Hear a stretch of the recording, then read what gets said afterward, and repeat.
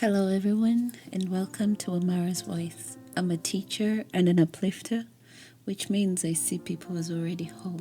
I see them as joyful, vibrant, magnificent, and powerful. I see the source within them, which leads them to a powerful truth from within. I see them living in alignment with self, having such wonderful beliefs that make them stay in their joyful, natural element.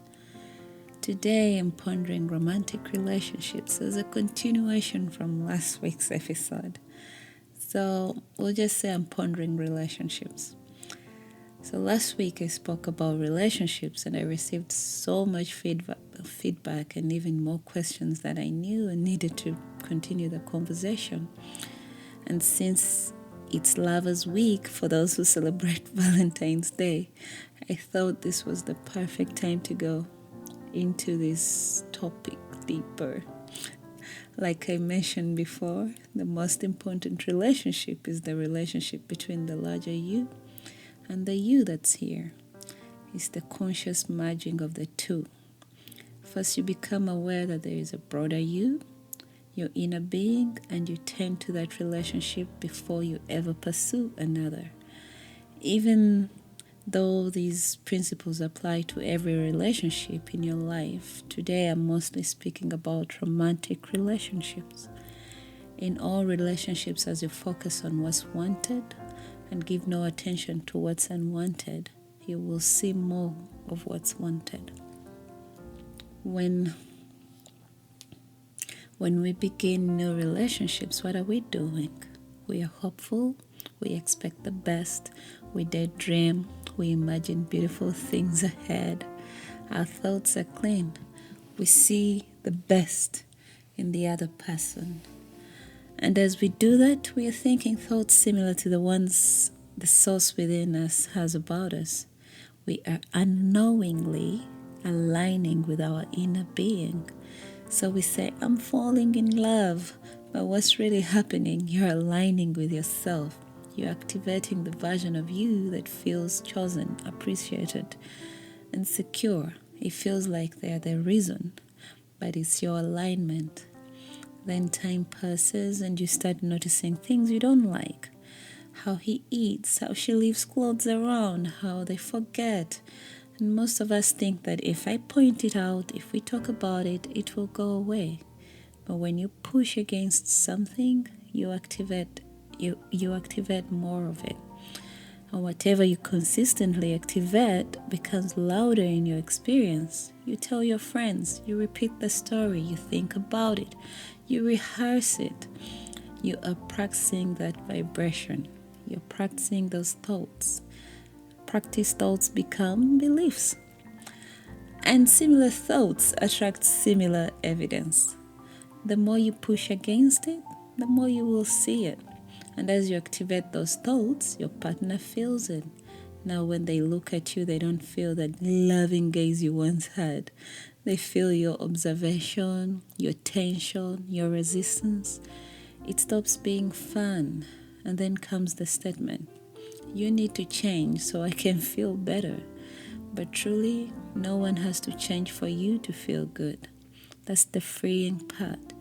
Your happiness is always your responsibility. Your security is your responsibility. Your emotional state is your responsibility. And that is not a burden, it is freedom. Because if no one else controls how you feel, then no one else has power over how you feel. Your emotions will always reveal what you are actually thinking. They are feedback. Some people say to me, Amara, I'm thinking really good thoughts about this person. But if irritation, frustration, or tension keeps showing up, follow that. Your emotions don't lie. I'm speaking about romantic relationships today, but this applies to every relationship you're having. Your relationship with money, with your children, with your body, with your home, with your work, with your car, with your everything. It is relational.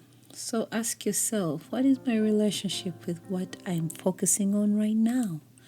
You may hope to meet the one person who does everything exactly how you like it to be done, but that's not the universe you came into.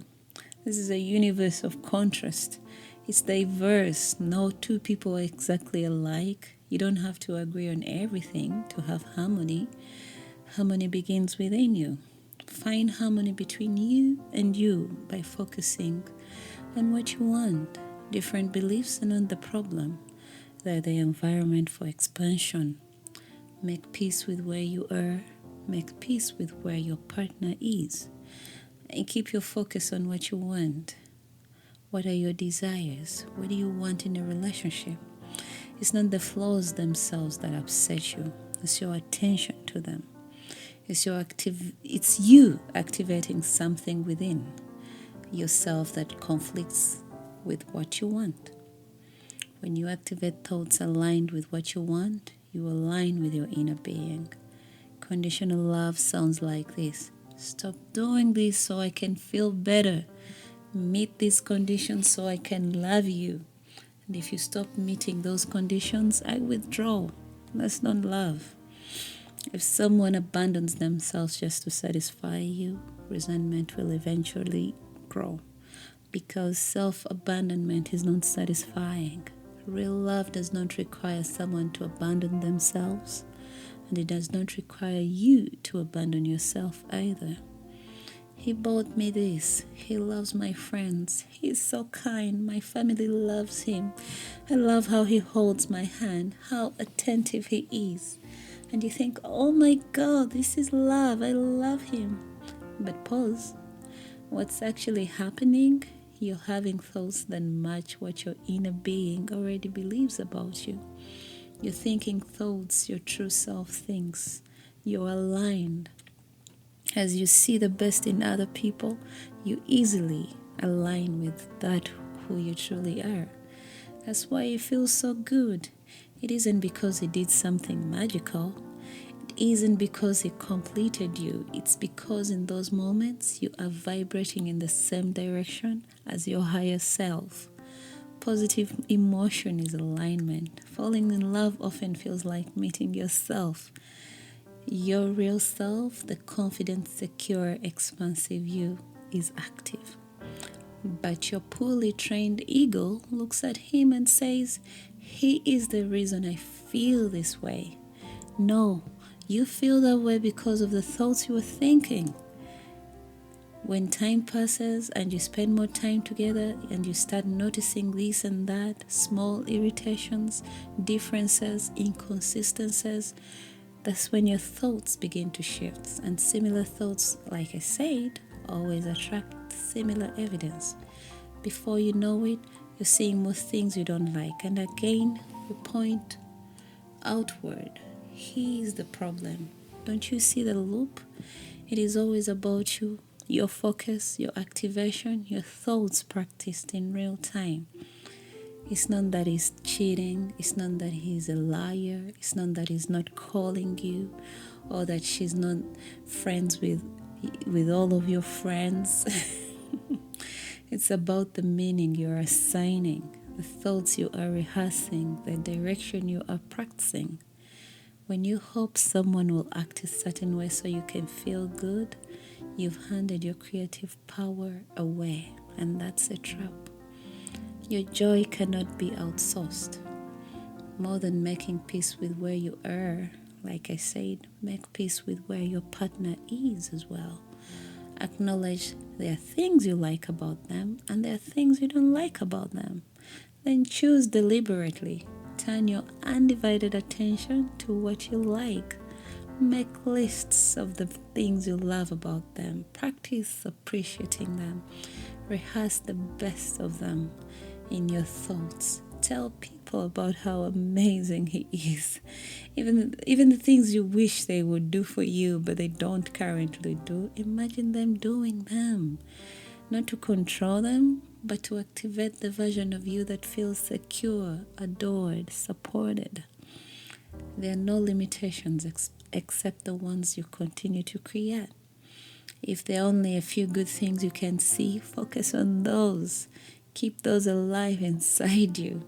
Do not ponder what you do not want. Do not discuss it endlessly. Do not collect evidence for it. When someone asks you about your partner, let the practice thoughts flow, the ones aligned with who you want to be. Now you're aligned with what you desire. And now you're aligned with your true self. And you will begin to see more of that reflection. Be very intentional. Do not be lazy about your thoughts. You are always the one responsible for the energy you're activating, good or bad. Your ego will try to make it about the other person, but it is always about you and what you're choosing to focus on.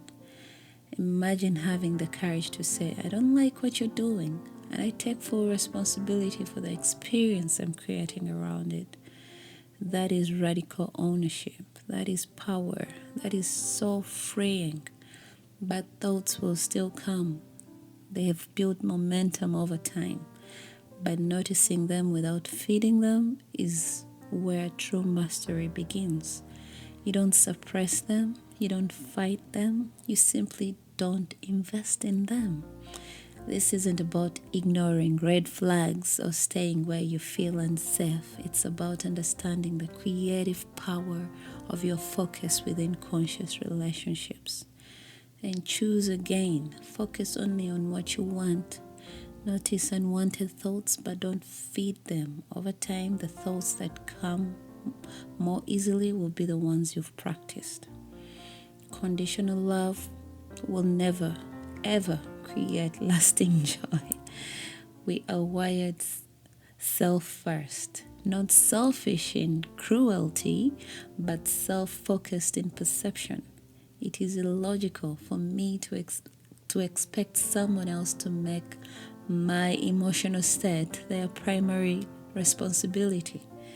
Your happiness is yours. Your security is yours, and your alignment is yours.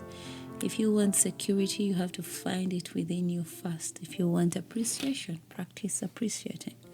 If you want devotion, activate devotion within you first. Change your beliefs and change your focus, and then you will change your life. Because love was never about,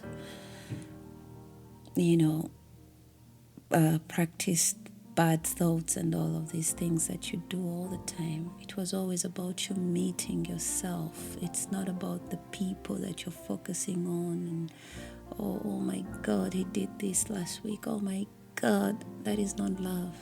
Love is alignment with self. Do not work on anything when you feel bad. Do not try to find a solution to a problem when you're so upset. Only talk, only act after you've moved beyond the negative emotion and into a better feeling state. Stop the momentum fast. Focus on something that genuinely makes you feel better. Listen to music you really love. Make a playlist of songs that will make you dance. Calm down. Listen to your favorite podcast, Amara's voice, obviously. Watch a movie. Watch a comedy. Take a nap. Meditate. Read a book. It has to be something you truly, truly enjoy, so your mind becomes fully absorbed in it. We call these hobbies, actually, but these things you created for yourself before you came forth, so they can always put you back in alignment. Only after you achieve alignment are you in control of how you feel. Then you can talk to your partner. Always remember this: alignment first, then action.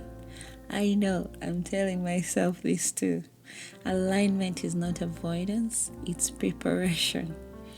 If you're activated about the problem, you will only make it worse. Train yourself to step back. Your emotions always speak, but instead of reacting, use them. Use them to observe your own thoughts and then ask yourself, why am I thinking this? Why am I activating? What am I activating right now? There are so many people you could be with and you would be satisfied. You're not searching for the one and only, not some singular soulmate. You are searching for resonance. The perfect partner is in your thought range, somewhere between where you are now and where you want to be on that subject. Create the perfect partner within you, and the universe will match it. Pick someone, make peace with the choice, and line up with it. Don't second guess it. Don't look back and say, maybe I should have picked a taller or more handsome. I don't know. Don't fixate on what you don't like. Notice what you do like. And as you fixate on that, you'll receive more of that. The best of you will come out. And when the best of you comes out, the best of them comes out. And when that happens, you're over here having a really good time. Find someone and make them the best partner by activating the best parts of them within you. I've been told, but if it feels so bad and doesn't bring me joy, shouldn't I walk away? Maybe once I leave, I'll feel better. Maybe I can get to what I want by leaving what I don't want. But believing that someone else is making you happy or unhappy is still incorrect. You only use the person you're observing as an excuse for connection or disconnection from your source. True happiness is discovering that no one is responsible for the way you feel. It's natural to remove yourself from things that don't feel good. But in this universe, this very diverse universe, you cannot outrun your focus. If you keep activating unwanted thoughts, you will meet them again and again. Walking away from one bad situation while holding the same thoughts will only lead you into another one, because your circumstances may change, but your practice thoughts have not.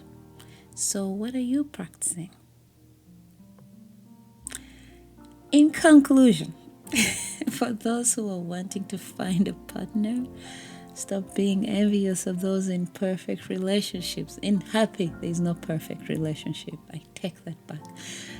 Stop being envious of those in relationships, in seemingly good relationships. Stop replaying past and bad relationships and using them as evidence for why you need something better. Find any subject that genuinely makes you feel good and focus on that, because awareness of the lack of your perfect mate only keeps you focused on the lack of them. And what you focus on expands. Negative emotion doesn't mean you're broken. It just means you're out of alignment. And if you meet someone while carrying strong negative emotion, no matter how well hidden, they'll reflect back to you what you're emitting through your thoughts. And then you'll think it's them, when really it was, and it is always you. So find yourself. Seek alignment first. Take time to enjoy being alone and truly enjoy it. Let being by yourself feel full, not like a waiting room. For those already in relationships, look for the best in your partner. Activate the best in them by activating the best in you. Because this entire episode comes back to one thing: alignment first. When you align with yourself, love feels easy. When you align with yourself, solutions come easier. When you align with yourself, you stop needing someone else to regulate your emotions. And from that place, you get to choose. I know I'll always have more to ponder about this topic, but for now, I'll stop here.